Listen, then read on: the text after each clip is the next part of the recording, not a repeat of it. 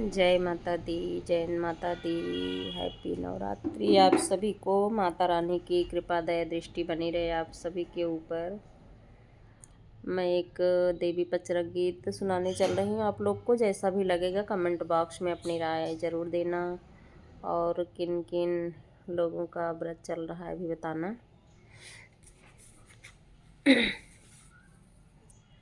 कामन मैया चैत में आमय कामन माई कुआरवा हो कामन माईना हे कामन माईना आमय बारह महीना हे कामन माईना आमय बारह महीना हे कामन माईना। काली मैया चैत में आमय दुर्गा माई कुंवरवा हो कि शीतला मैया न आमय बारह महीना हो कि शीतला मैया न आमय बारह महीना हो कि शीतला मैया न।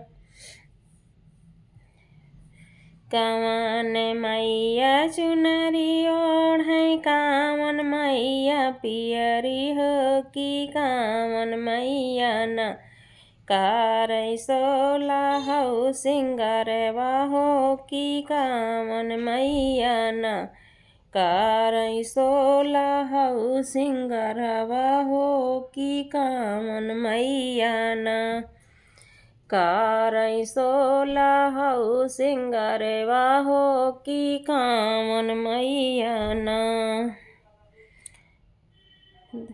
दुर्गा मैया चुनरी ओढ़ै काली मैया पियरी हो कि शीतला मैया न कारै सोला हौ सिंगारवा हो कि शीतला मैया न कारै सोला हौ सिंगारवा हो कि शीतला मैया न। कामन मैया शेर चढ़ै कामन मैया हाथिया है कि कामन मैया न कारै गदहा सवरिया हो कि कामन मैया न कामन मैया शेर चढ़ै कामन मैया हाथिया है कि कामन मैया न कारै गदहा सवरिया हो कि कामन मैया न। दुर्गा मैया शेर चढ़ै काली मैया हाथिया हो कि शीतला मैया न कारै गदहा सवरिया हो कि शीतला मैया न कारै गदहा सवरिया हो कि शीतला मैया न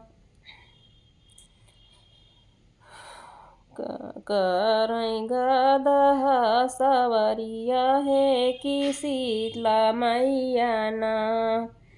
कामन मैया चैत आमय कामन माई कुंवरवा हो कि कामन माईना आमय बारह महीने हो कि कामन माईना आमय बारह महीने हो कि कामन माईना।